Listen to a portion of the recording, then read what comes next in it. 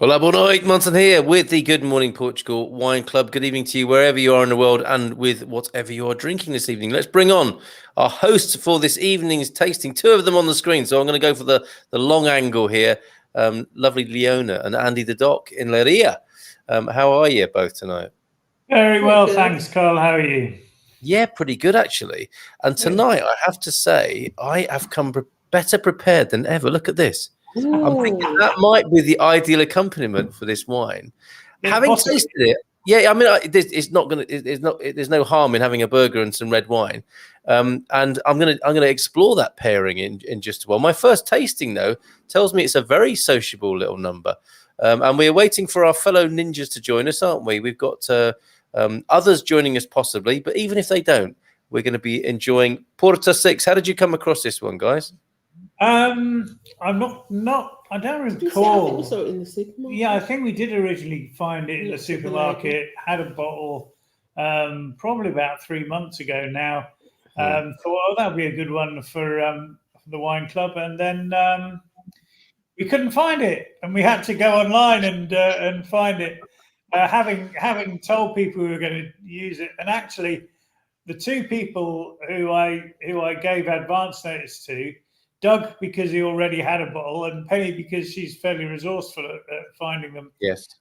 Both can't be here tonight, unfortunately. It's a real shame, but there we are.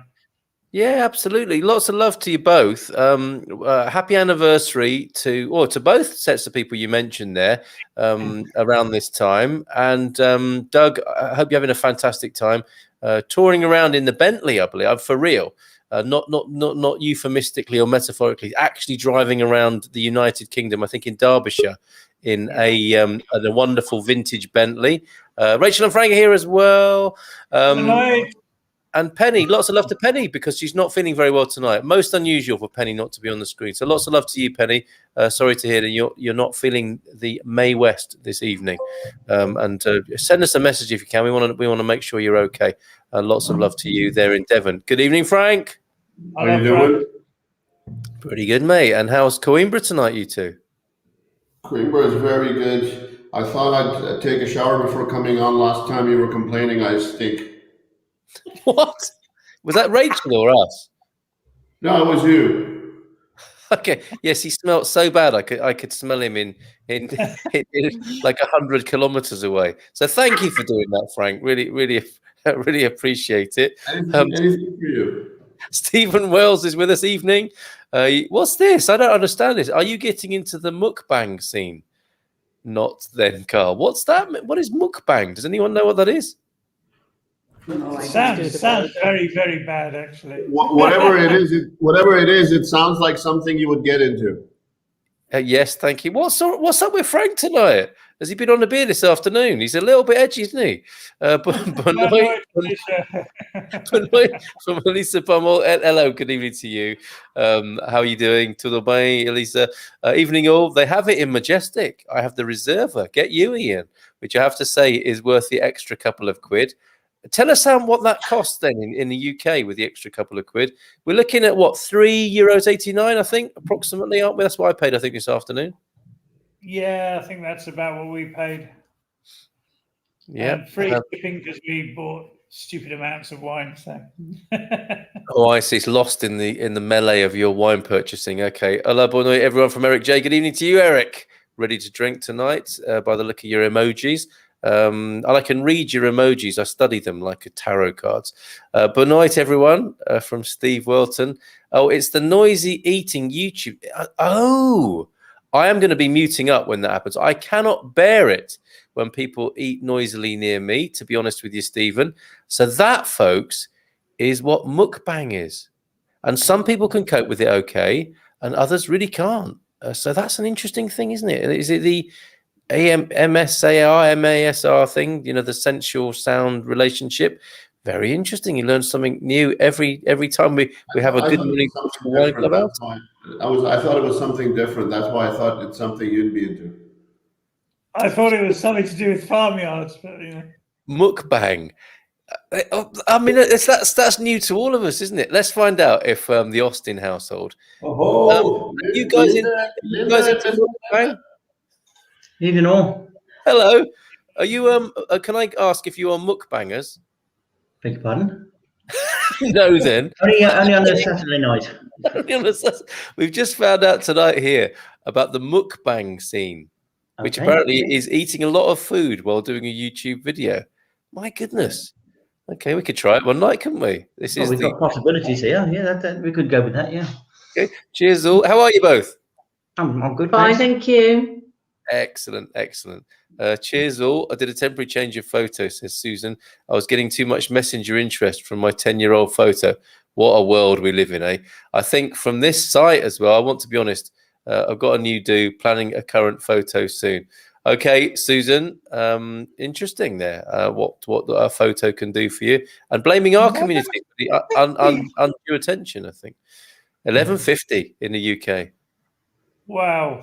The reserva here is €5.99. So yeah, twice the price in the UK. There you go. And back in the days of the £1 flight, you could have come and got it cheaper than you buy it there. Guys, I might have found the wine. Who is this? Who is that saying that? But I'm so glad to hear that news. Do let us know who you are. Mukbang sounds like a sex move. Somebody had to say it because that's what everyone else was thinking. Thank you very much, Diffie Dog, for your input this evening. So who got it tonight? We did. Look at that. I got it. I really got it. I got it too. We have our jarrinha. We have our own box reserva. Oh, that's beautiful. Well, thank you for joining us. Is it red? Yes, it is red. You're in the red zone, Queanbeyan red zone tonight. Fantastic. And Ian saying, another reason to move. Okay, Leiria, Eurovision style. Your introduction to this wine, please. Right, so we discovered this on the supermarket shelves a few months ago and polished it off one evening and decided we quite liked it. It was a good one for the wine club. Then we spent weeks looking for it in the local supermarkets, couldn't find it anymore. I actually contacted Vidigal because I want to go to the winery, which is just south of Leiria, but they weren't open due to the lockdown, and then we ordered it from Portugal Wines. So yeah, it's been a few months since we drank it last, and I haven't succumbed to temptation this evening yet, so I'll remind myself shortly. But it's from what I recall, it's for the price, it's a wonderful find and quite easy drinking, as I remember. For sure, I'm trying to show it on the screen, but all I've got is a blank screen there for the time being. I will bring it to you as soon as I'm able. Victoria in Atlanta, Georgia, has found it for $6.99, and I think this is part of, what did you call it? Vidigal, is it the producer? Yeah, 70% exporters. So yes, they most of their stuff goes overseas. But of course, I mean, Vidigal is right in the centre of the Vidigal winery is right in the centre of the wine growing area that was established around the Roman town of Calippo 2,000 years ago, and wines from that very local area were being exported to Germany. Almost back sort of 1700 years ago. Incredible. You just throw that sort of information in very nonchalantly there, Doc. And this is the talking of docs. You do, don't you? And I mean, it says CVR Lisboa. Is a CVR similar to a DOC? And now I'm not sure about that. Sorry. It is part of the Lisboa region, obviously. Okay. And it's not part of the I can never remember this word. Encontro there, although it's that area. Cool. So the Lisboa wine region is where we're sampling tonight. 7:50 at Sainsbury's in the UK. Victoria's got it. By Jove, she's got it. That was me on Facebook. That I think I found the wine for this week. Okay, just switched over to YouTube. That feels much more comfortable. Steve Welton also saying found in the US. Trader Joe's, owned by Aldi. Interestingly, I found the oldie in my town today, which was a real treat. So excellent, well done, and do let us know what you're thinking about it, Steve over there in the Welton household. Really interested in your views on it, given that you've got it on this occasion, which is fantastic. And as Doc says, this is 70% export from this particular producer, and they've really gone into this in a way that other wine producers in Portugal don't do, right? They seem to be real specialists in global export, and maybe even neglecting Portugal at the cost of that sort of initiative. One of our local garrafeiras here, a big garrafeira with a huge number of wines, don't stock any of their labels. So. Okay. And I thought in the third supermarket that I was in today, I was thinking I'm not going to find this, and it's going to be the same as my Bairrada problem that I had, that they didn't have any wines from outside the region, it felt like at times. But so chuffed to have found this in E. Leclerc, and I've not been to an E. Leclerc's in Portugal before. What a shop!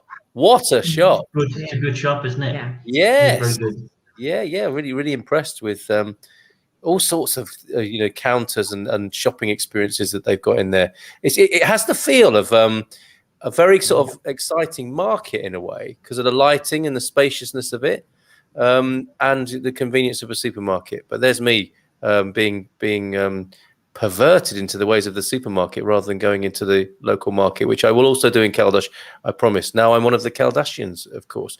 Back to you, Doc and Leona. Tell us more. Well, I think it's about time we taste. Yes, 1:15. It's about time we tasted it, right? Oh, it's not. You took it off me. Thank you. So,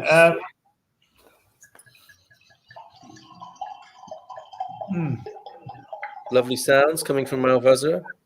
I just tried to do that on purpose. Just building it up here. But you can almost smell nuts on it.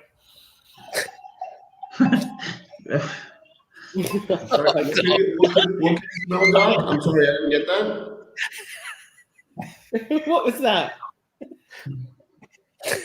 I don't know what your nuts smell like, but what are you referring to here? I'm not sure. I don't smell anything. Did he just throw that in there just to put us off the scent, literally? Yeah, it's just no, seriously, I just get a hint of almost of pecan. I think if Doc's nuts smell like this, then he should probably really go to a doctor. Doctor, heal thyself. It comes to mind. This is quite pungent. It's got that river water smell about it again, hasn't it? It's the river water. The problem is my nuts. Dear. They've been well soaked. It only takes one inappropriate tasting note, doesn't it, for this to degenerate? Okay. No, I think I can smell that now. I can see where it's going with that. Some sort of nutty smell there. But what, pecans? As Rachel and Frank, do you say pecans or pecans as North American? It's a pecan. It's not.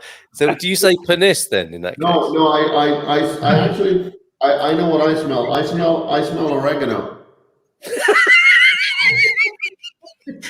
Tomato. Okay, all right. Say it. I dare you. I triple dare you. Say it. Oregano is what we're saying. Frank, have you ever been to Maracambi?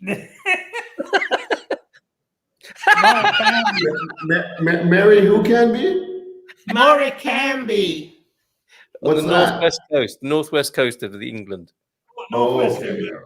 Morecambe to the English. Okay. But the Americans pronounce it Maracambi. Maracambi. It's a fine place as well, isn't it? Yeah. And do they make oregano wine there? Yes. Oh, they make well. No, but they do an awesome cow pie. If my memory serves me right. The best is when you go to a restaurant over here and you overhear someone say "Conta" in the English or the American accent. It's the classic. Conta, please. And the waiter looks around and goes, "What does he want?" Yes. the restaurants at times in Portugal can be full of fuckers and contas, can't they? As anyone will know who's been here for a little while. Susan normally from Torres Vedras. Hi Carl, is this the Porto 6 wine? Arrived in UK on Wednesday and snatched a bottle from Sainsbury's. Hope you paid for it. Was that the Anthony Wall Thompson school of wine tasting, allegedly? Yes. How is it for you, Susan? If you've got the Porto 6, fantastic.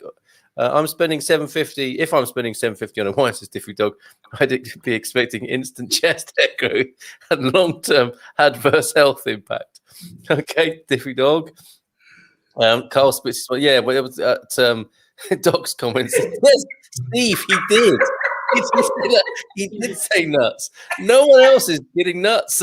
Although Gary was getting a little bit of nuts. Hey, everyone, so sorry not to be with you. Doc, that's really set the chat on fire.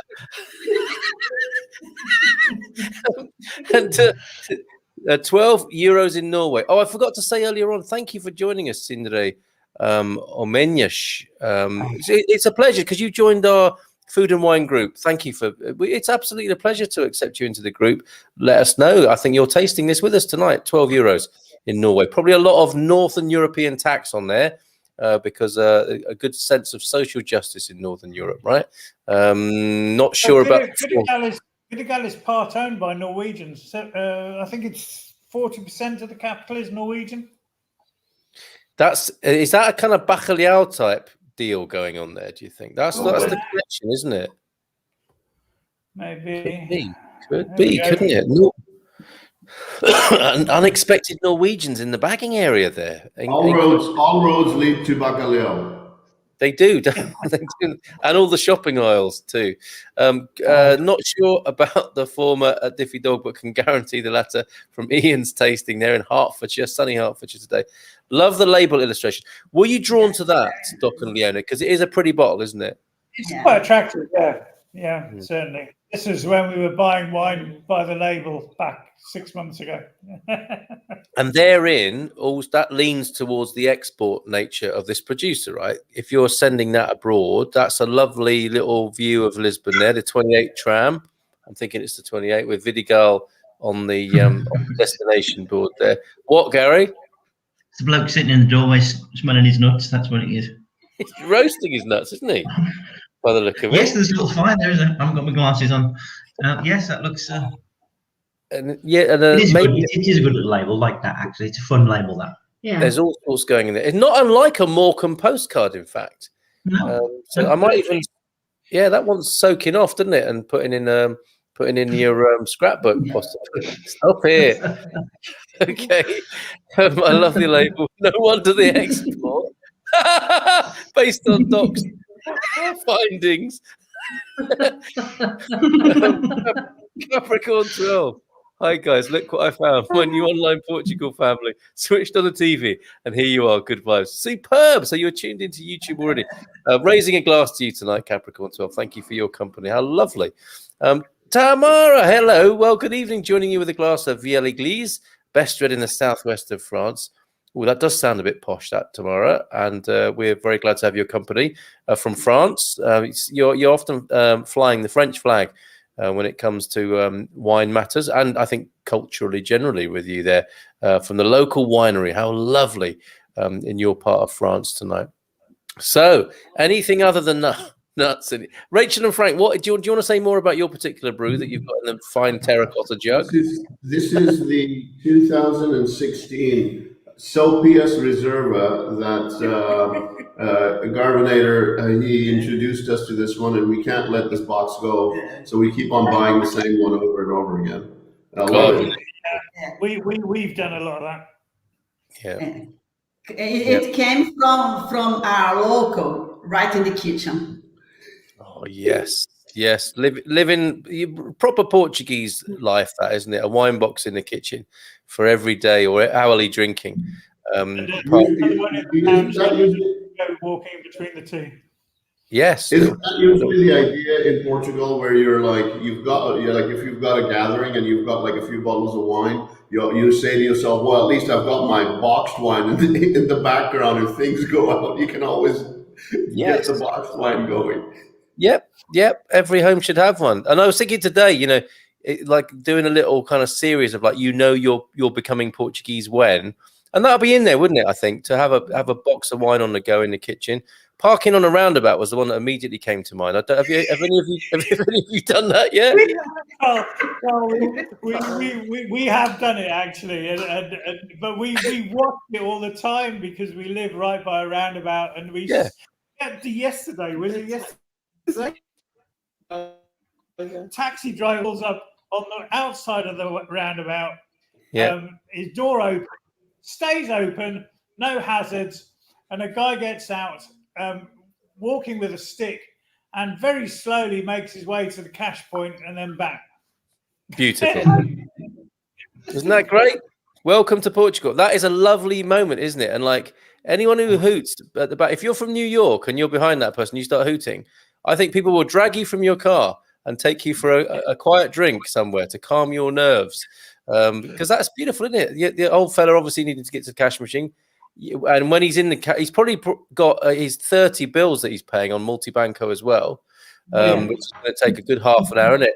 And everyone in perfectly good-natured, standing behind him in the blazing sun and heat. There's a massive tailback of traffic from the roundabout with the taxis parked.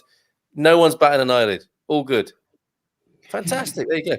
Any more? You're becoming Portuguese when ... Do put them in the comments. The ducks to cross the road. Oh yeah. Cool. And what's that? We had ducks crossing the road today as well. Yep. Did everyone stop? Oh yeah. Yep. There's a kind of Luis Pato link there somehow, isn't there? Luis. I think he'd taken them for a walk and he got waylaid. They carried on without him. Fantastic. Have you spoken to Luis recently? No, not yet, but we will be because we're going to be organising a trip up there for my sister when they come in July. And won't that be so cool when Luis Pato says, "Great to see you folks again." Yeah, and your sister's going to be like, "What? Wow." Clever marketing, Brits love it, especially me. Yeah, we do like the label on the Porta 6, and it is very different to a lot of Portuguese labels, it has to be said. Only when in France, says Tamara, but moving to Lisbon end of June, so I'll fly the Portuguese flag. Great. We'll have you closer to the bosom of the Good Morning Portugal Wine Club then tomorrow. Looking forward to that. Boa noite from Antonio F. Good evening to you, Antonio F. And I'm sure Antonio F. may have appreciated our you're becoming Portuguese when. Give us a few from a Portuguese point of view, if you will, Antonio. We've talked about parking on roundabouts and old folks paying their multi-banco bills and everyone being cool about that in the queue. What else? My better half is Portuguese, says Sindri Almeida, and I'm probably making a real hash of pronouncing your name there. Marco de Canvases. Look forward to finally going back in a COVID-free world to Portugal. Brilliant, Sindra. New Yorkers wouldn't know what to do with the roundabout. Oh, that's true. Yes, Americans struggle, don't they, with the roundabout concept? Yeah. It doesn't exist. Yeah. It doesn't exist. Wow. And actually, I don't think Portuguese people are in agreement about what to do at a roundabout either, are they? To be fair, there's a government. Do any junction, are they? Easy now on the hosts, but they do often agree with us here because there is a level of familiarity here. Okay, so what have you got going on there, Austins, with the accompaniments to your tastings? Usually a smorgasbord going on there. We've got a little bit of fresh bread, which is absolutely lovely. Yeah, a bit of chorizo. I've got some blue cheese over there, and Linda's got some. What's that?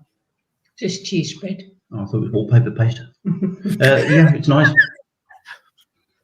Cheese spread, well, like a Philly or something like that on there. No, it's like a kind of a cottage cheese sort of thing going on. Oh, I see. Not keen. He's not keen. He's giving it the old bit of turned up hooter on that one. With quite a Gallic slap down as well to go with it. Okay, all the way for me. Your bread, is it delivered in a plastic bag and hung on your gate in the mornings? I would like to paint a picture of the little van coming up the steep hill where we live, up the cobbled street to where we've got one of those double letterbox things where you put your mail and your bread. But no, we've got it from Yeah, but it does happen, doesn't it, in Portugal? People do have bread. And they give you your bread bill at the end of the week, and it's like €2.50 or something for the 12 bread rolls you've had delivered every day of that week. It's quite extraordinary. And we could probably look forward to something like instead of Postman Pat, we could have like Breadman João or something, and the adventures of Breadman João, who delivers bread across the villages of Portugal. You know, like Breadman, Pão-man João, Pão-man João, Pão-man João, and it's black and white cow. Got a black and white dog. What I did there? This has got legs. And I'm not even on the fizz tonight. Okay, 10 minutes on Channel 4 News tonight on Portugal. Very positive, but concerned about Brits coming in. These so-called, yes, absolutely, yeah. Turn them all back. Is it not? Pull up the drawbridge. We have a few roundabouts here in the Chicago area. Find them quite easy to use, says T Horn is with us tonight. T Horn, thank you for shouting out the roundabouts in Chicago. Oh, here we go. And this is great. A Portuguese person, you know when you're in Portugal when no one uses their signal lights in roundabouts. Just their headlights when they're behind you and you've got in the wrong lane in their opinion, they're like behind you. Parking in roundabouts is absolutely stupid, especially in the smaller ones, blocking traffic. But you know it happens, right, Antonio? It's a thing. It's a thing. Californians either. Only one in Long Beach. The people visit it. Come to California's only roundabout. But I have adapted and get along well with roundabouts, says Tamara there. So are you an American living in France, I wonder? New Jersey is full of circles, they're called. And it happens especially in villages with no signals yet. And BMW drivers, of course. I think roundabouts are a simple way to manage traffic, but some countries aren't used to it, says Antonio. It's a good idea. Capricorn 12, you know you're becoming Portuguese when? All you want to do when you are sitting in England is be in Portugal. Yes, craving for every Portugal vlog on YouTube. Bless you, Capricorn 12. Anything we can answer for you tonight, let us know. Shout it out. Some of our towns are full of roundabouts, says Antonio. That's true. And roundabout art. How's your coffee table book coming along, Leona? Well, it isn't at the moment. But what I was going to say was I was brought up in Milton Keynes, the home of the roundabout. Yep.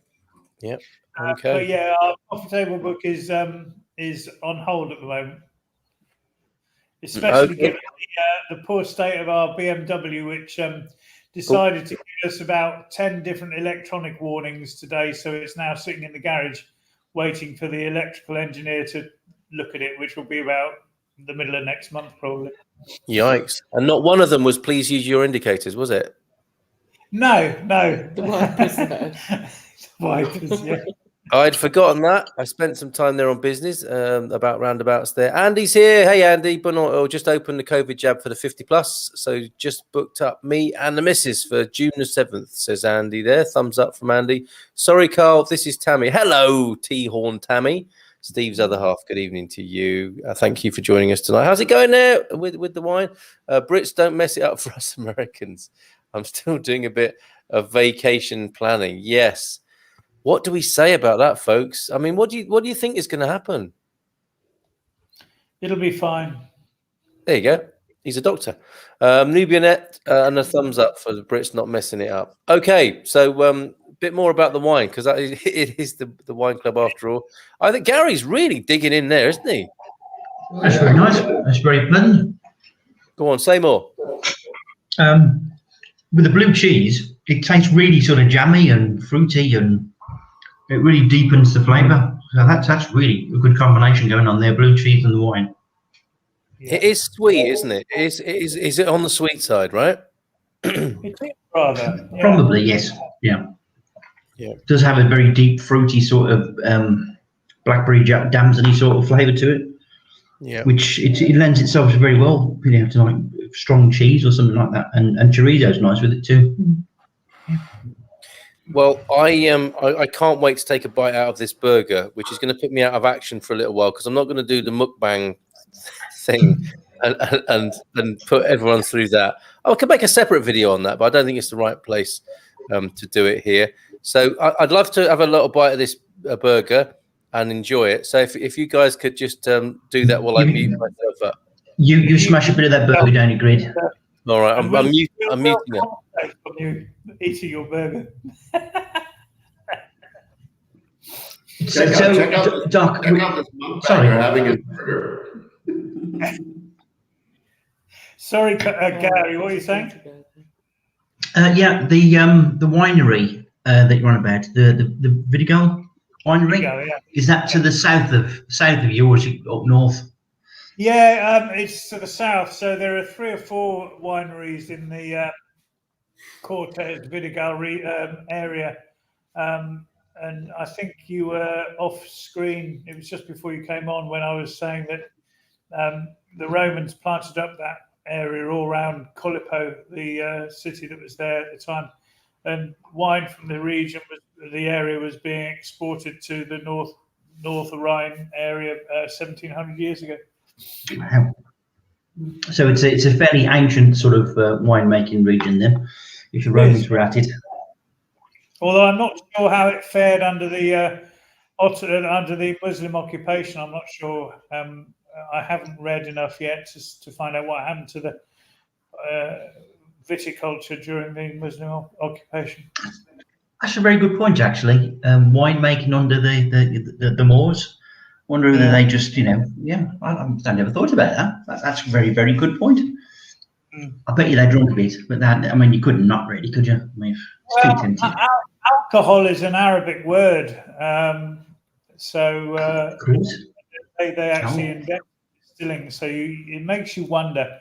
The prohibition on alcohol is, of course, only that you're not allowed to attend prayer while you're under the influence. So, given that you have to pray 5 times a day, it's a bit difficult to drink any alcohol and not be under the influence when you go to pray. But I guess if you come straight out of one set of prayers, have a small glass of wine, you'd probably be all right by the next prayer session. I don't know. You've thought about that, haven't you? This is where you learn something, isn't it? I mean, I never knew that. I thought it was totally forbidden, not happening whatsoever. I'm a greater man today. I'm fulfilled. There we are. He's really given that a bit of a. He's given that a bit of rumination on that burger going round and round. It's like watching a washing machine. Started up a sprint cycle. I'm just easy. You're becoming Portuguese when you start eating these little chipstick things, which I tell you what, if I worked in a restaurant, I'd be so mad every time someone ordered these because they go everywhere, don't they? All over the table, all over the chair, all over the floor, especially if the kids are eating a hot dog with them. They are a nightmare. What are people thinking? Like serving these little chipstick things? You know you're Portuguese when you've got a glass jar of those sitting beside the wine boxes we have. Brilliant. And are they called palitos? I think, which has a rude double meaning as well. This kind of cocktail stick thing. Few comments coming in. That's brilliant, Andy. Alcohol, of course. A lot of words beginning with al are Arabic in origin, aren't they? Algarve, of course. Albufera, etc. Alvagra, of course. Sora, hold on a minute. Agreed, Doc. It will be fine. There you go. Tammy agrees with you. Perfect. That's 2 people. So that's beginning a trend there. Saw will be on Twitter in no time. Saw a video a few days ago of a roundabout in an American town. Drivers didn't know how to manage it, so everyone chose their own way to drive through it. That's asking for trouble. Brilliant. Yes, American living in France, soon to be in Portugal. So in fact, I do not fly the French flag for much other than the wine. Americans and France. It was all sort of summed up in the Ratatouille movie, wasn't it? The kind of mutual disdain that goes on. I think there's a funny relationship between America and France. Anyone care to comment on that? Well, I can't because my Tamara's told me off a few times because I've kind of put French wine down because I'm not a fan. But I think we got up on the wrong foot there. So French wine obviously has its place. It's highly respected in France. has its own following, and France is a beautiful place, full of a lot of beautiful people. And I think most people would say that the French have the loveliest accent in the world. You know, it's the most romantic of all. So, you know, let's hope we've put some sutures in that wound. What do you think, Frank? Did he manage? Would he make a good foreign secretary?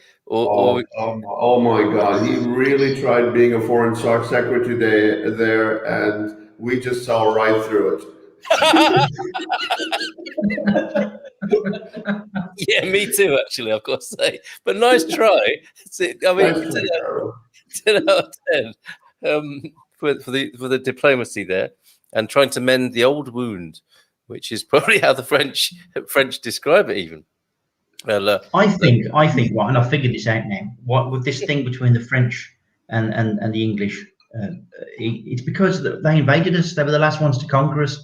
I think we're a bit sore still. Give us another 1,000 years, and we might start talking, I suppose. But yeah, exactly. It's fairly recent, isn't it? But actually, still a bit raw. It wasn't really the French that invaded us, was it? It was the Normans, and the Norman Anglo Kingdom was at war with the French kingdom. It was. I think it's because the French don't like to continue to have a positive relationship with anyone who's helped them out in the wars. So you know. The Canadians may have something to add about French. So now that Garbo's just given us a history lesson, now I see where the two cheeses in England come from. Then.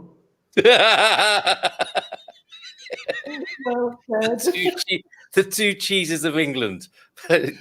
Jibe. Yes, very good, Frank. He's not rising to it though. He's carrying on munching on his blue cheese there, a Portuguese one, of course. Well, then again, you see the other side of this is because we're constantly at war with the French and the Spanish. So you know our wine supply was pretty naff, really. So we had to make friends with the Portuguese to send us some nice wines, and this is where this relationship started, I think. So I hope we don't fall out with the Portuguese. That's we're stuffed, really, aren't we? Yes, when one cellar door closes, another one opens. Yes, very philosophical and correct, I would say, Mr. Ross. Second jab today, Susan Cazzola. Moderna. First one was AstraZeneca. I can order travel certificate in 5 days. No rush. Still camperizing new used van for winter trip to research Portugal. Sounded like fun, isn't it? I keep learning more and more from you guys. You're very informative in a natural way. Much appreciated. We're organic and free range here. Cheers. Saying that because Portuguese wine is pricey here. Oh, interesting, Susan. Okay, well, wait till you get here. You will be delighted by the price of Portuguese wine here. And I was looking, you've said before, I think, Gary, when you see working men in the cafe not drinking lager necessarily, they might do, but they might be having a bottle of wine. And I saw some fellas, I was parked up at a supermarket yesterday, and these workmen after work were walking home with a bottle of French red. And I was thinking that probably wouldn't happen in the UK. British workers choosing a bottle of wine. It'd be beer all the way, wouldn't it? Could you see a load of British workers standing around the bar saying, "Well, actually, this one smells of nuts a bit, and it's a bit of a." It just wouldn't happen, but let's be honest, it just wouldn't happen. No. British work. I think the main sound coming from British workers and British drinkers is "oh," isn't it? Mainly until they can't do it anymore. Victoria Benson, missing Penny tonight. We all are. Lots of love to you, Pen. So unusual not to have Penny on the screen with us. Cheers to Portugal from Tamara. We're really delighted. Enchanté. Delighted to have made your acquaintance. Benoit, Scott Wicks is here. I'll have to check my Trader Joe's for tonight's wine selection next time out. For now, I'm sipping a Sauvignon Blanc in sympathy with the French, possibly there, Scott. And of course, America's contribution to French culture is the French fry. Many, many youngish Brits carrying Indian variant will be coming to the Algarve shortly, says Maxine. There's a chilling thought. We'll see. Doctor, it's going to be okay. Red wine is. They've got to have their test. So yeah, I think it's overstated. The other thing is, I know the Indian variant is fairly aggressive in its spread. Spicy, I thought you would say. But death rates don't appear Goes to be through like a rising. dose of salt. And don't appear to be rising in line with the increasing spread. So I'm not as concerned as many. Thank you, Doc. Whilst the rest of us were behaving like puerile schoolboys, you carried on in a professional manner, which I'm impressed. I really am. I mean, he's unshakable, isn't he? Really, he is. Man. He's a safe pair of hands. He really is. Professional. So there you go, Maxine. Red wine is not for me, but I quite enjoy Vinho Bucelas, and Arinto. There for Ana Sofia Fernandes. What's your favourite tipple then, Anna, as a Portuguese person by the sound of it? Fernandes there. Like this one very much. Yes, peppery, spicy, and dense berries. I'm definitely getting peppery. Yes. Not personally. I mean, the wine, I'm getting peppery notes. Holding up well with my steak nachos tonight. Tell us more about that. What steak nachos? What have you got there? Like a bed of nachos with loads of cheese on and a steak sitting on there. Victoria, sounds like fun. Stop looking straight into the camera while eating. I didn't mean to, but you have set me off on a particular point of interest there with the thing you mentioned before, Stephen. I started the reserve earlier with sausages, mustard mash, and a white wine onion gravy. A perfect match, but blue cheese would be perfect. So Ian with a nice pairing there. Are you guys eating in Coimbra tonight, or are you just on the booze? No, we're watching Garbo do that for the both of us. I mean, seriously, he is, isn't he? He's really tucking in there. This guy, I swear to God, since the time the show started, that mouth has been going. he's the top masticator of the group. Most words beginning with Al. Hairy palms, Austin, of Arabic origin, meaning Al is the. So thank you, Antonio, and so many Portuguese places beginning with Al, of course, as well. Spice on spice, grabbing some agua com gás tonight, very good. It's a lovely wine, Tammy says. Just unwrapped a slice of Humboldt fog cheese and sliced apple. That sounds nice there, Tammy. Very good, very good. We're going to go to some scoring in a bit. Yes, look at that, even the vegetables. Alface, alfaroba, algibeira, alfama, etc., etc. That's true. I'm hilarious, apparently, although we can't hear the chewing. We are imagining. Yeah, I spared you that, Victor. Like I said, it divides people. Me and my middle daughter go berserk when we hear people eating loudly. We really struggle with it. And when my missus eats crisps, there's something about her cranial cavity that seems to amplify. It seems to amplify. People have a loud head. They do have a loud head, don't they? Am I right? Yeah. Yes. She's next to me, sort of talking to me whilst eating crisps, and I'm thinking, please stop. I'm going like, what's his name? Leonardo DiCaprio when he was playing Howard Hughes, when someone nicks a chip off his plate, and you see beads of sweat forming on his head, and he's totally disgusted and just freaked out. And I find that when people are eating loudly around me. So please remember that when we meet up for lunch again. We spent 3 weeks in Paris. It's Gary, that's right. Some people have loud heads. Yeah, I don't know why. Just they seem to amplify what they're eating. And sometimes they say it sounds like somebody's got a load of rocks going around in a tumble dryer. That's it. I don't know why that happens. When my mum, Oriental, Eastern, Asian origin, is eating a pig's trotter, that is what is going on. Yes. And in the Chinese culture, noisy eating, no biggie, is it? People, but you're right, because like if you think about how Chinese people, when they eat a bowl of rice, it's like they like sucking with it, aren't they? It's like shoveling it in. I mean, to us that would be like, what are you doing? But that's just a natural way of eating it. So it's a cultural thing. Absolutely. And in the Japanese culture, if you're not slurping on the soba noodles, that means you have not enjoyed it. Your host might get upset. Fascinating. So I'd have to overcome myself, wouldn't I, in Japanese company? Fascinating. What you've done tonight, Stephen. We spent 3 weeks in Paris, and noticed no issues. But of course, we said we were from Canada. That's the way to do it, isn't it? The old maple leaf T-shirt goes a long way, doesn't it?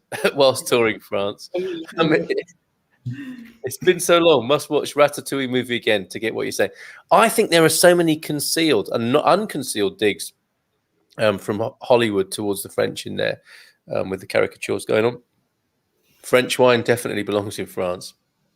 Yes, Eric J. Eric, coming to my support.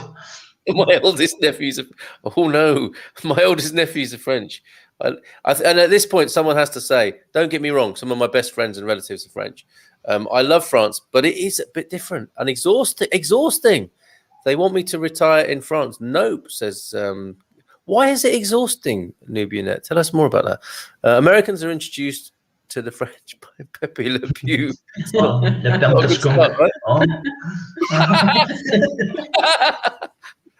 Maud, good evening to you. Good night. How are you? We're all pretty good. We're enjoying a Portuguese red tonight, Maud. Good to have your company.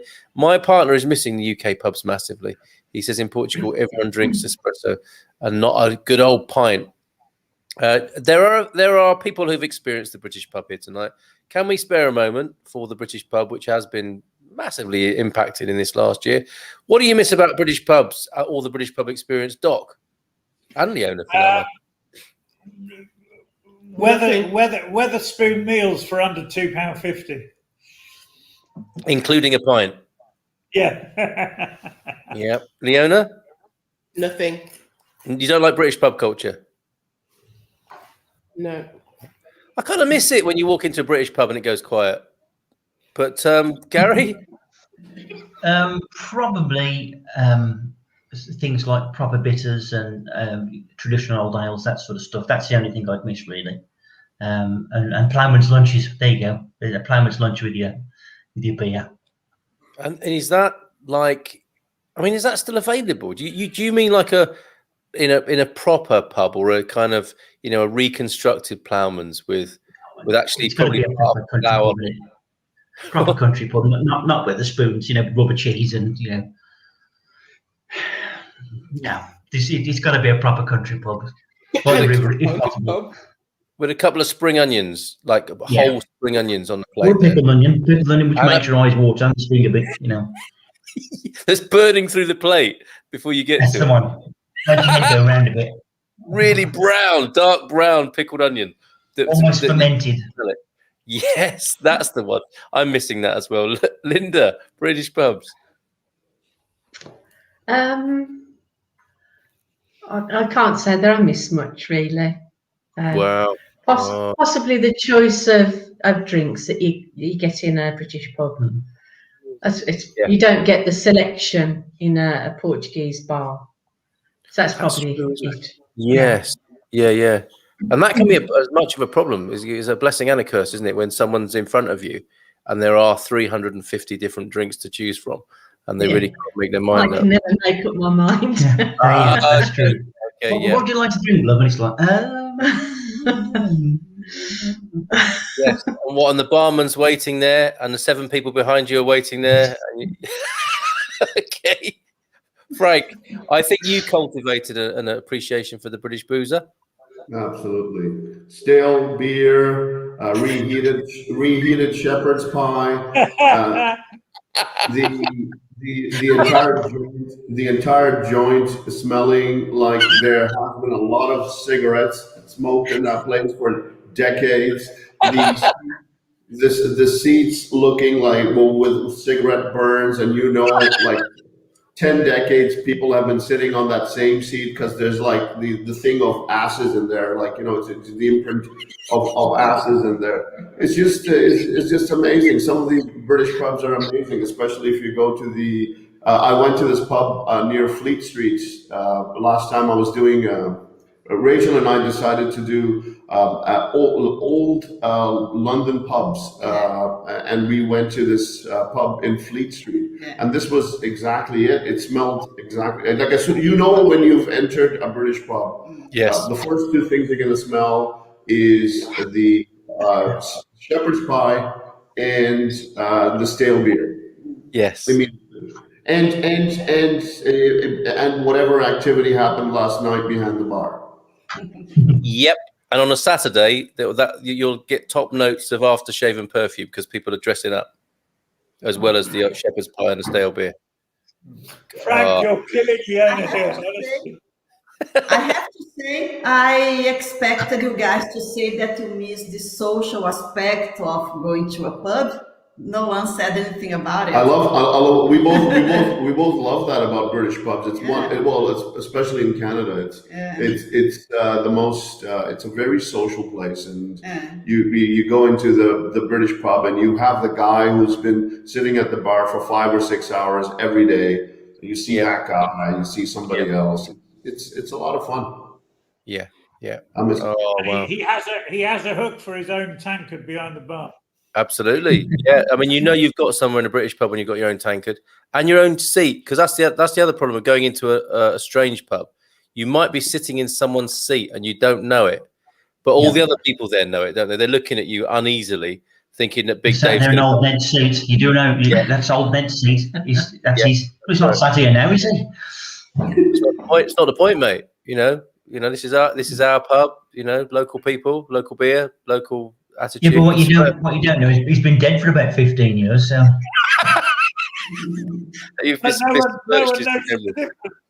yeah. Well, he was sat there for 5 of those years. Anyway, probably. Yeah. The last invasion of the UK was by the French at Fishguard. That sounds like a ferry uprising, doesn't it? In 1797, because they had to wait too long for the ferry, possibly. The invasion force drank themselves stupid and were rounded up by a small group of soldiers and a few local women. So that's where we got it from. It's not natural British behaviour. We've inherited it from the French then. That's superb. Thank you, Ian, for that. You never know what's going to happen, do you, on these Thursday evenings? This one smells of nuts a bit, and that's after a rugby game. And I think I would safely say that the Doc was a rugger bugger in his time. Am I right? Yeah. Second row forward. Second row forward. What about you, Gary? Well, I've crashed into a few guys like Doc there a few times just to give me a few broken bones and bruises. So yeah. I played one C team match, and that was enough for me. And they had an injured guy from the A team who just was given a ball, and he'd run through from one end of the pitch to the other with like people just trying to tackle him and being thrown to one side, and 15 people being thrown to one side, and it was humiliating. Leona, I think, a rugby player. My son was a footballer, and his rugby team at school were down a player, and he was told that he had to play, and he was really scared about it.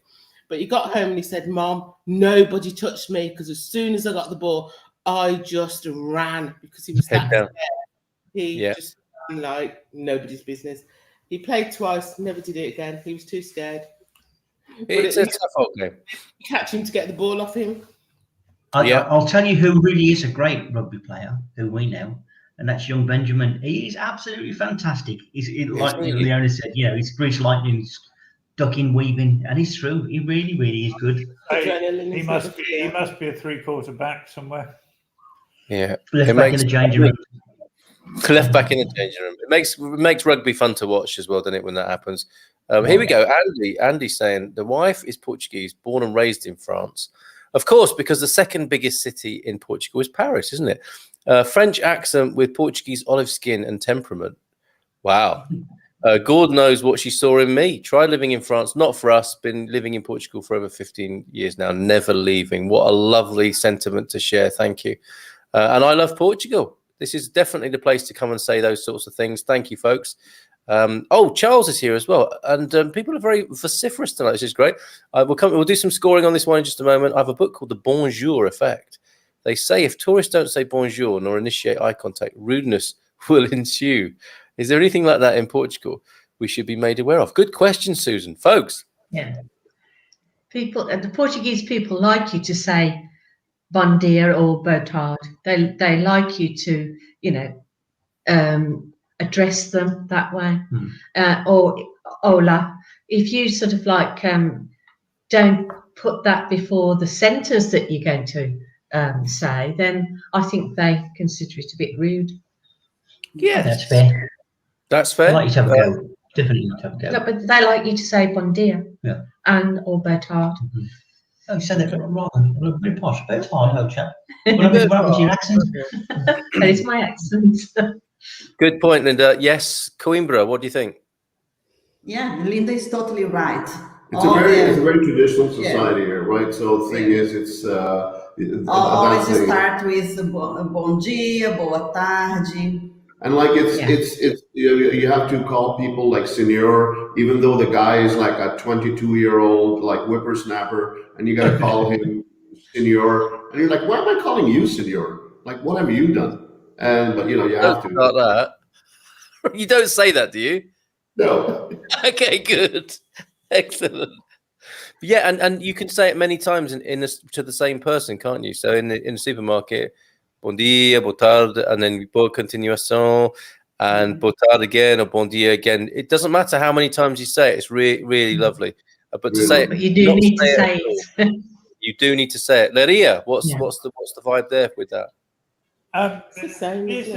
Yeah. But I have to say that whereas here, as long as you do that, you're not going to get any rudeness. I think in France, even if you say bonjour, you may well get rudeness.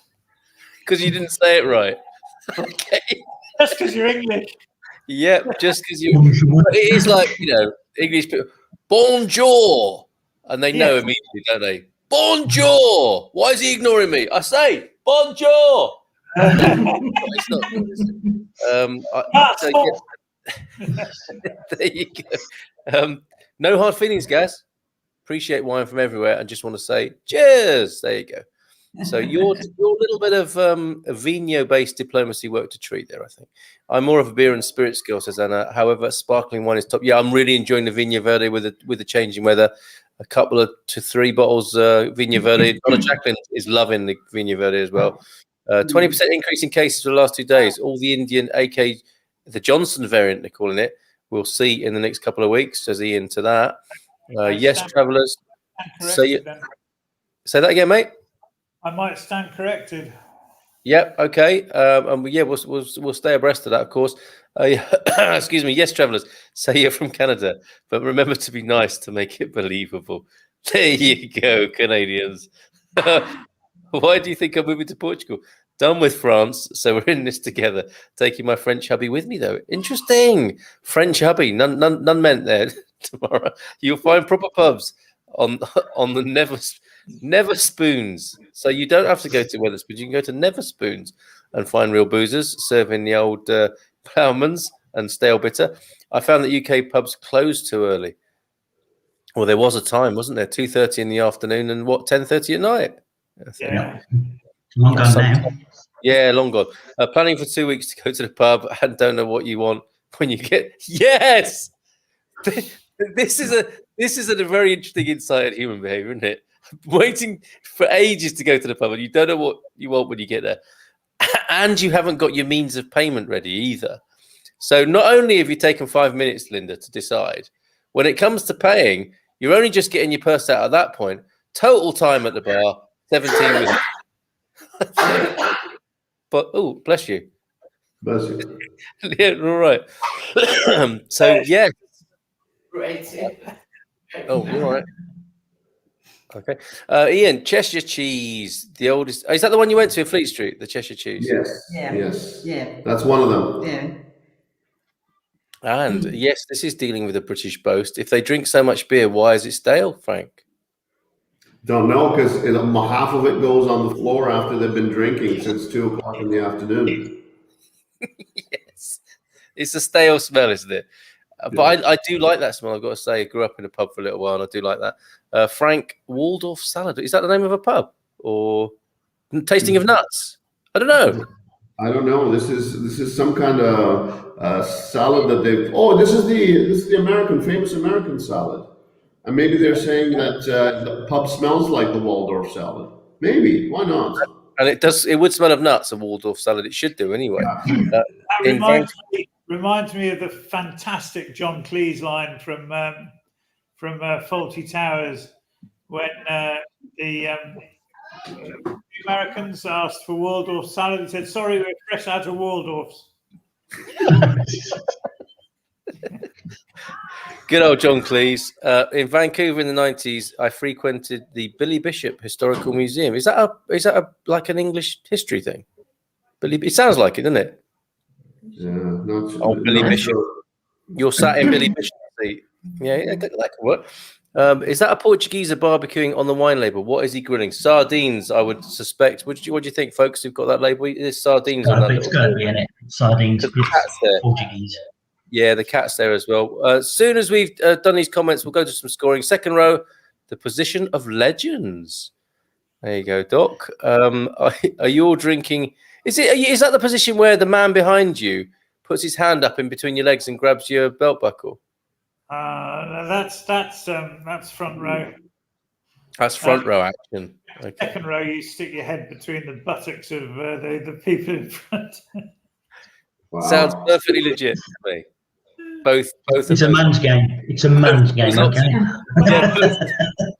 Although we did have women's and mixed rugby at school before we left. That's true. Yeah. Is that why you went to the second row? Yeah. Okay. Second row. Pick me. Are you all drinking your wine? Chilled or natural? Here's the thing. Is this a bit of blasphemy here?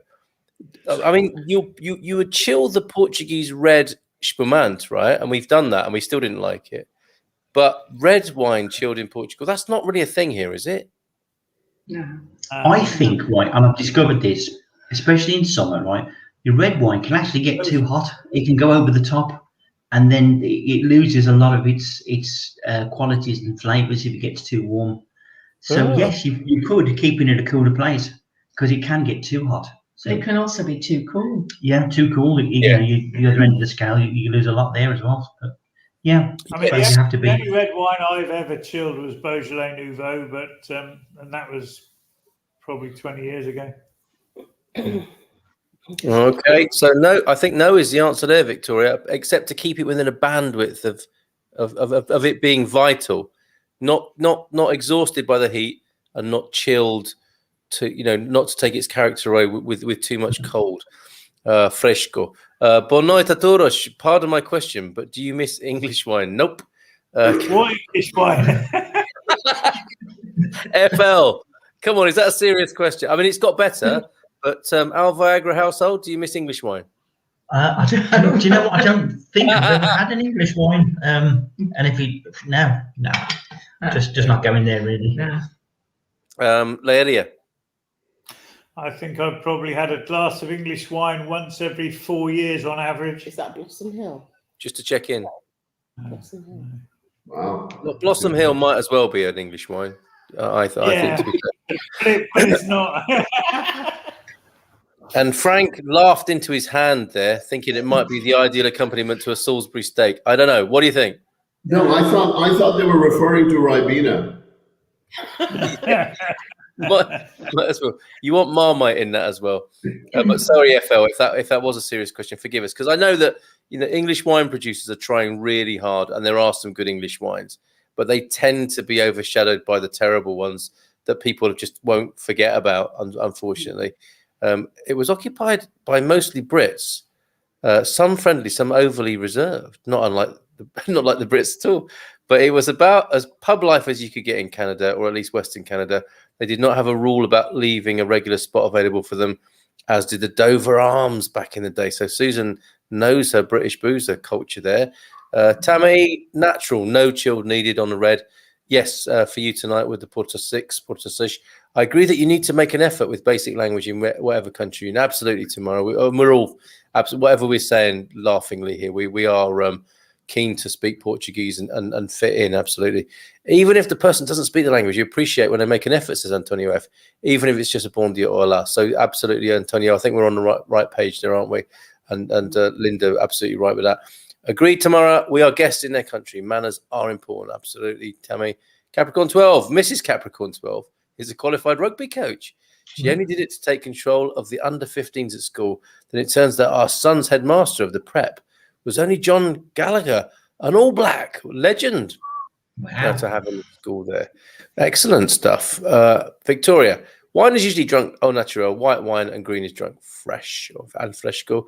Charles, is there a good British What? Oh. Charles. Come on, then. You really know how to kick a man in the nuts, don't you? But yeah, of course there is. Charles.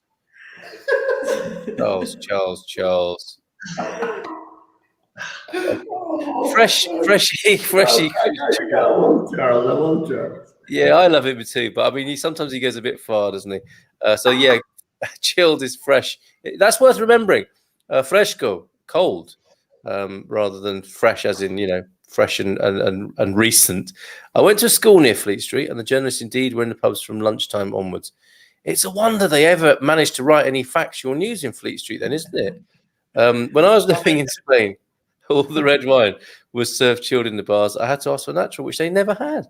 That's interesting, isn't it? As though maybe there's a Spanish contempt for the tourists there. My further message, I sent first one without completion. Billy Bishop in Vancouver is a pub. Been to the Billy Bishop? You been there, Frank? Rachel? No, it's Billy Bishop is a popular name. We've got a small airport near Toronto called Billy Bishop Airport. Yeah. Maybe an English legend then, possibly. Oh, Billy Bishop. Yeah, it's got to be a great. He probably has a statue somewhere in some part of town. Yeah, sort of arrived there with nothing and managed to build a small empire with just $2 in his pocket. That kind of story, right? Oh, good old Billy Bishop. Probably because it's the chill would hide the terrible taste. There's a Portuguese man talking about Spanish wine. Yes, get in there, Antonio. That was a serious question. Now, Charles, has that made things better or worse, do you think? Charles, one day, maybe in the not too distant future, we shall take a tour of the Black Country and have proper beer. I will drag you home on a sledge. Hey, Gary, what about the old beer bus? What about the old Black Country beer bus? Oh yeah, that'd be a good little tour, wouldn't it, for him? Yes, put him on there. Yes. Off at Mad O'Rourke's Pie Factory in Tipton. He'll never know who he is, where he was, or what people are saying, especially out there. You have to translate everything for him. I'd watch that on Netflix. Two Brummies and an American doing a tour of the Black Country and drinking beer. Brilliant. So after you've got here, because base camp 1 is Portugal for him, and that's an advanced tour of you two taking him to Birmingham and the Black Country for a beer tasting. But I would definitely watch that. Coin Ferrer, hey all, thanks for the content. Little off topic, we are a bit off topic. It happens. But anyone know you're a bit off topic. Anyone know if bringing vehicles from the USA, Tesla to be specific, will encounter a tax? Oh yes. Or can it be taken as personal property exempt of taxes? I think you're going to be paying a little bit of tax on that, aren't you? I think you're going to be walloped heavily. Yes. But again, Coin Ferrer, if you can afford a Tesla, you're going to take it in your stride, I suspect. Good to see Charles in perfect frame. Yeah, he's a day ahead of himself.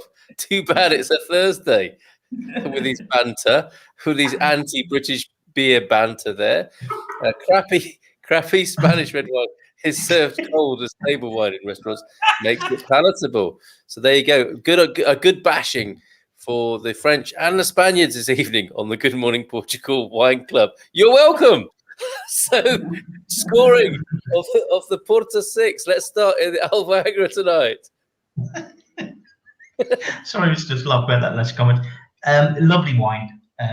No problems with it at all. Good wine to drink on its own. Good wine to eat with. Very smooth, very tasty. 4.7 all the way. 4.7, did you say? Yeah. Yep, very good. Linda, how many glasses before you score? 2. 2? Oh, okay. A little bit restrained tonight, possibly, unless Gary grabbing it all. Look at that big spider over there on the wall.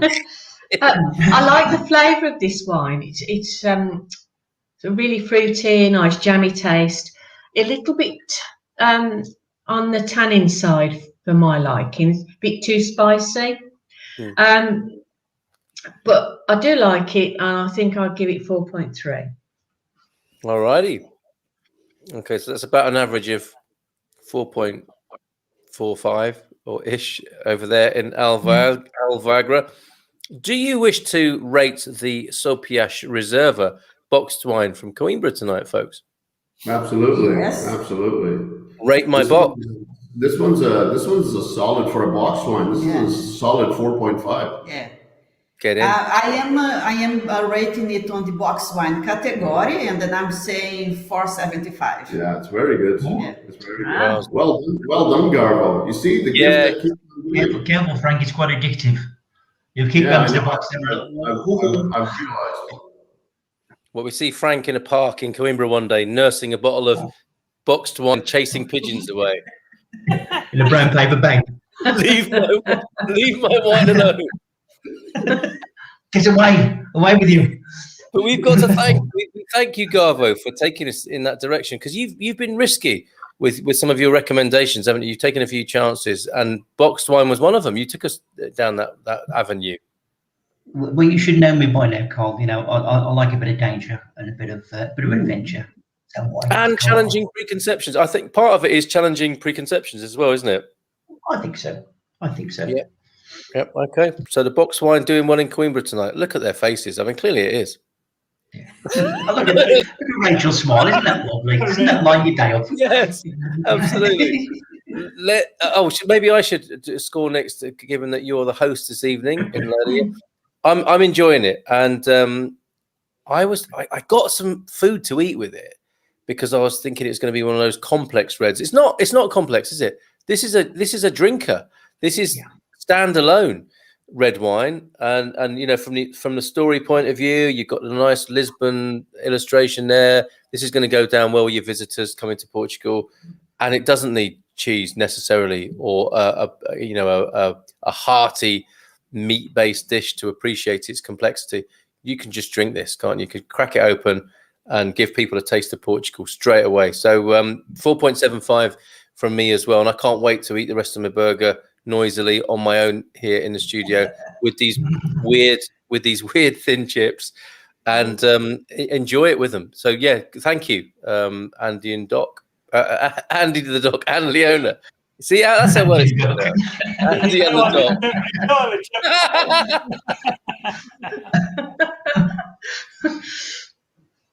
Go on, babe. What do you I agree with everybody else. I'd give it a 4.75. It's easy to drink on its own. I can kind of like see us sitting outside in a bar, just drinking this on its own all night long. Yeah. All night long. Yeah. Lionel Richie song there, all night long. Lovely. Yeah. Dancing on the ceiling at the end of it. I do like this, and having opened a bottle this evening, it's reminded me why I thought it would be good for the wine club. I think it's a very easy wine to drink. It's and the smell of the nuts takes me back to my second row days. That's why you like it. That's why you chose it. And your score, Doc, on that basis? Oh, sorry, yeah. I'll go with 4.75. 4.75. So it's a very respectable set of scores for this Porta 6 tonight, Porta 6. Very, very good. Excellent stuff. Thank you for the introduction to it. Billy Bishop was a Canadian flying ace. The pub and museum named for him in Vancouver. Most patrons are or were British. So Canadian and not British. Look who's here, everybody. Lurkio. Penny. Points of order. If great English wine from Sharpen Vineyard on the banks of... She's not too sickly to stand proud for British wine. Yeah, Sharpham is an amazing place to go to, and those wines are worth tasting. So true. Smithfield Meat Market workers went to the pubs for breakfast. Of course they did, because they were up since 2 a.m, weren't they? Handling their meat and then going to the pub. Great old pub in Soho is De Gaulle's Old Haunt, the French House. There you go. So there's a bit of entente cordiale there as well. Just going back to Lionel Richie for a minute. That's a soundtrack of a good evening, isn't it? Because I think you were all night long to begin with, then a bit of dancing on the ceiling, and then into a bit of "Is it me you're looking for?" And that's a perfect night out, isn't it? Is that the one when you're really, really drunk? Is it me looking for? and then get the modelling clay out and fashion a Lionel Richie head out of modelling clay or plastic. It ends up like that one of Cristiano Ronaldo. Perfect. And then you roll about laughing and clothes fall off, and it's just a beautiful evening. Fantastic. Not sure about your case. Got a bit of a flush going here now. Gotta go. Electric vehicles have some tax exemptions. So we're being serious and ridiculous at the same time here. It's quite a hard pair of horses to ride. You'll just have to pay VAT and some customs fees on that. You say that I mean, that could still add up in Portugal to be taking it. Yeah, 23%. But then again, I was thinking the word that came to mind today, Doc, and you'll appreciate this, civic. There is so much in Portuguese life that obviously comes from the public coffers, and that's why this tax is being paid. There is so much good from the public purse in Portugal, isn't there? Yeah, absolutely. Yeah. We've seen all through lockdown, we have seen municipal workers taking care of the environment, making sure that the roundabouts are neatly coiffured, that the streets are clean, that the recycling's collected at 2 o'clock every morning. I mean, people have remained employed, and the environment has remained fantastic, even during the financial downturn caused by the pandemic. And we have to understand that that's how Portugal. That's why we're here. We like it. It's good. Yes, well said, Doc. I think, Gary, were you trying to reach for a bush trimming? No, I'm not going to, because it's such a bad thought. I'm not even going to mention it. So it's bad taste. Oh, you okay. He's drawn a line. That doesn't usually happen here. This is definitely a drinkable red, says Steve, from the Welton household there. I hope you're enjoying it. You are great with cheese and apples, but wonderful on its own. Frank knows what you were thinking, because we're on that wavelength now, aren't we? Rachel and Frank, what is the wine? Could you remind Victoria what you guys are drinking? The Sopiasht? It's Sopiasht, boxed wine, the Garbo Reserva.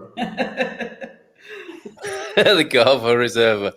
What about sangria? Does Portugal have it? What is the equivalent of sangria here in Portugal? Or do we not speak that? It's the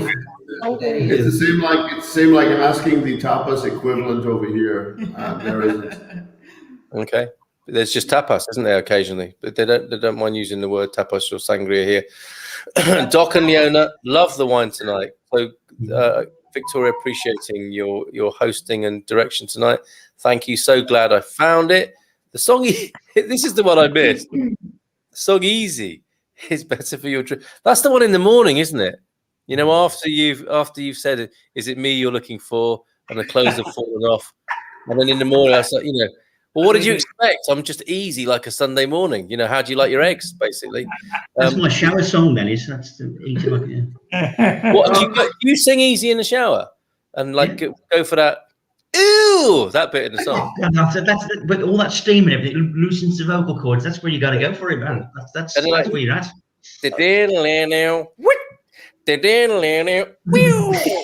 Yeah. So we all do it. And do you sing Fantasy by Earth, Wind and Fire? Do you go for the last bit of Fantasy as well? No. There is a certain sort of level of decency that one can adhere to. There is some etiquette. Unless the soap gets dropped. You made me. That was impressive. That was very, very impressive. Those are octaves. Penny, we've cheered Penny up. That's lovely that you made me chuckle tonight, guys. That's what we're here for. Charles not letting it lie. Frank making it. That's bringing two classic moments. There's two cultural high points brought together in one joyful moment there, right? I'm up for that. I'd do that. I would do that. Good night. We went to see George Michael in Vegas. It was awesome. Yes. Yeah. I mean, that is a special memory, isn't it? I mean, obviously, given what happened to the poor fella, that is just a very, very special gig to have gone to. Yeah. I mean, I remember seeing him early on as Wham, and that was pretty special as well, with Andrew Ridgeley miming the guitar next to him. But it was still a great night. It was still a great night. Good night. Did you have the T-shirt, Carl? Did you have the T-shirt? You know, with I didn't. But they were sporting them with the sleeves rolled up and everything, and they had shorts on, and they had shuttlecocks and badminton rackets and all sorts going on stage. Good night. Pizza time, says Eric J. See you tomorrow night, mate. I thought I read somewhere when moving to Portugal, you'd have the right to bring one vehicle as personal property tax exempt. I'm not sure. Let's put that in. That's right, and it's a morning show thing. Or the ACP. Talk to the ACP about that. They'll give you good help on that in our business directory there, Coimbra. I've had white sangria in Foz do Aurélio. Now, my mate, my new Portuguese best mate, was talking about the Silver Coast 10 years ago, and what a massive piss up it was. He was saying São Martinho de Porto, Foz do Aurélio, 10 years ago was just people drinking from like Friday night till Sunday or Monday morning probably. And it's definitely let off a bit since then. But what a party place it was, the Silver Coast. And I can imagine white sangria in Foz do Aurélio there. And thank you for that typo correction, Ian. Hopefully, I'll feel better enough to try my Porta 6 over the weekend. Lots of love to you, Penny. I hope you do. And hi to Victoria too. Anna's here. Not boozing tonight, but I hope you're well. I think you've had your jab today. I hope that went well for you, Anna, in Switzerland. Love white sangria. Perfect summer quaff. Tomorrow. Great fun. Good night. After midnight here in Fantasyland. Oh, of course. Bijou à touche. Equalment. Yeah, I was reading some articles on that. When obtaining a residency, you would have the right to bring one vehicle tax-free. We'll have to check within do that. Excuse me. Pardon me. I know that. It's not like that drinking guy that used to do the drink. Maybe that's a YouTube channel. It works from the UK. If you've owned the vehicle for more than 6 months, but I'm not sure if that was something which is retained from the European rules, or whether it's something that anyone from outside the country can do one time. So Doc's amazing. He can remain serious and playful at the same time in a way that most of us can't. Jim, you know what? My missus, the astrologer, said Doc is probably Gemini. Was she right? Absolutely. She's good, that woman. She's good. 16. She's absolutely right. Yep. Only after 11 p.m. after all in France. still a long day. She's been on the French red, clearly. Mistook the time even. So, folks, excellent session. We're way over time, but we actually don't care about the time anymore, do we, on the Wine Club, I don't think. Closing comments for this evening then.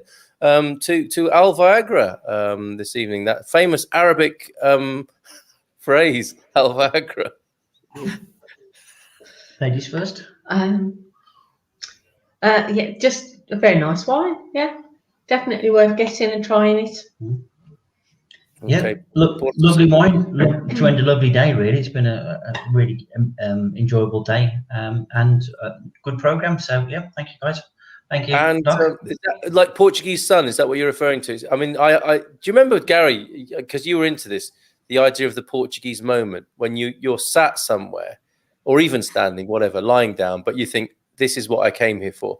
I had one of those today. Is that what you've been experiencing today? This is what it's all about.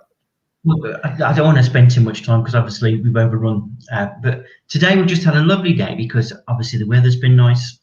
We've gone out and we did our first Portuguese lesson again after ages and ages and ages.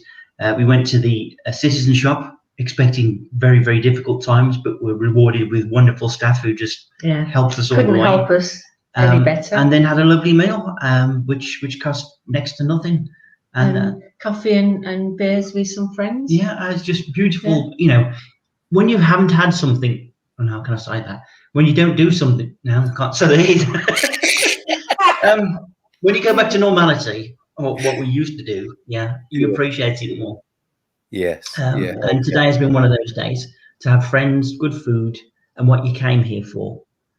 Suddenly, life was very good, and you know it fills you with hope. So yeah. So perfect. Well said. That's wonderful. Closing comments from Coimbra tonight, then. Well, we really enjoyed our now. We always have this line here. We've been enjoying it for a while. So a good one is when it's finished. and this one went down very quickly. The whole jarrinha. Oh, and this is not a jarrinha. This is a jarro. Right? This is a jarro. This one went down very, very nicely. I really like this one. Brilliant. And is Coimbra warming up? Because I did take those comments you said on Monday to heart, Frank, about recommending Coimbra to you, and you're like perishing in your flat a few months ago. Do you feel better about it now? Is it warming up? Are the streets coming back to life? It's still chilly in the morning, and at night you have to shut the windows and stuff. It's still a bit chilly, but once again, thanks, Carl. I appreciate that. He's not over it, is he? Clearly not over it. Leiria, closing comments for tonight as our hosts and selectors this evening. I'm tired. Oh, she needs to be tucked in. On the Lionel Richie scale, where are you? Easy. Yeah, I'm just easy. I don't mean it in that way.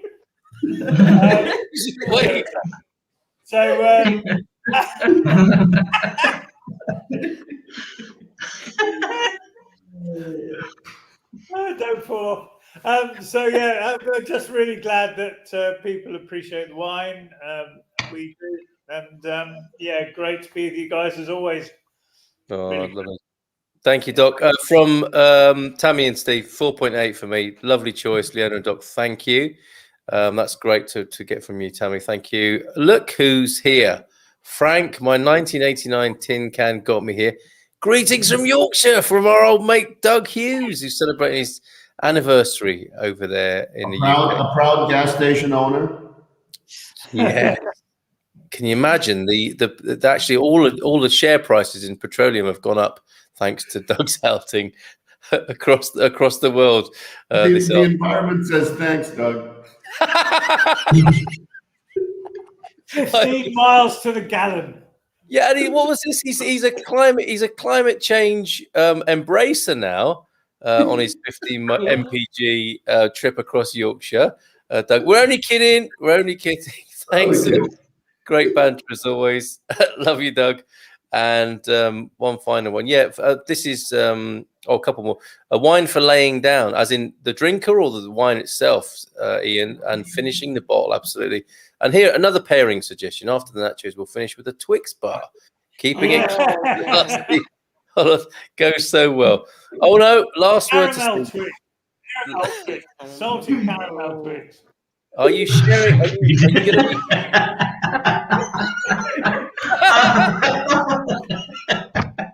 imagine what that's going to look like? Will you be sharing a finger with anybody? I wonder.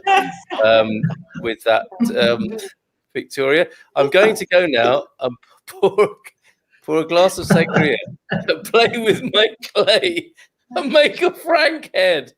Please send pictures. I want to see that on Instagram. #FrankHead. We had a up tie tonight. Are you tying each other up possibly, or is that food? I don't know what that is, Doug. But have a great anniversary. You deserve it, mate. Okay, folks, all the best. Ciao, ciao. Bye for now.